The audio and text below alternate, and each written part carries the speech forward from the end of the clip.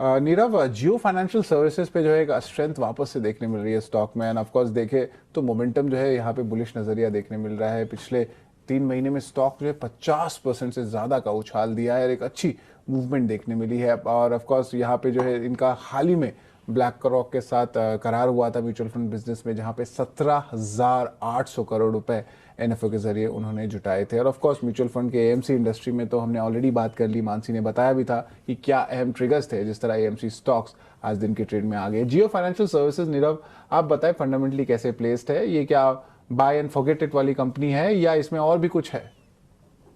देखिए, इस कंपनी को देखें तो जैसे आपने बताया कि 50% का एक बहुत ही बेहतरीन अपसाइड देखा है पिछले 2-3 महीनों में। अब इसके यही कारण है कि जिस हिसाब से इनका कामकाज चल रहा है, I mean they have set up the entire platform for AMC business with black rock, and I am sure they will be entering into the broking business also.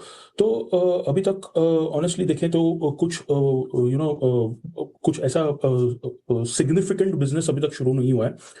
Still, lot of funds have a lot of inclination towards this particular company because clearly एक Reliance group company है, and जिस हिसाब से India में flows आ रहे हैं हम देख रहे हैं, एंड जिस हिसाब से फर्स्ट एनएफओ में हमने देखा कि 17,000 करोड़ से ज़्यादा फंड्स रेज हो चुके हैं, तो क्लियरली एक इंक्लिनेशन है कि जो एक फाइनेंशियल इंक्लिनेशन है इंडिया का towards equities, that can be massive, and this is just the beginning. हमें लग रहा है कि ये एक 10 साल का एक कैपिटल मार्केट्स की एक स्टोरी है। इनफैक्ट हम एसआईपी आंकड़े देखें तो 27,000 करोड़ पर मंथ से भी बढ़ के चले गए हैं।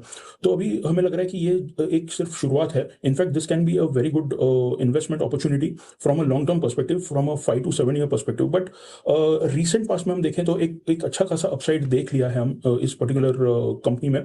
Q4 के नंबर्स भी कोई ऐसे बहुत ही बेहतरीन नहीं होंगे, तो हमें लग रहा है कि थोड़ा कंसोलिडेशन में जा सकता है ये stock. In fact buy on dips की रणनीति अपनानी चाहिए। 300 के करीब अगर ये स्टॉक इन केस अगर आता है तो ये बहुत ही अच्छा अपॉर्चुनिटी होगा to accumulate from a long term perspective. बिल्कुल, बाय एन अपॉर्चुनिटी की राय लॉन्ग टर्म पर्सपेक्टिव पे जो है जियो फाइनेंशियल सर्विसेज पे जो है इंटरेस्ट रखिएगा।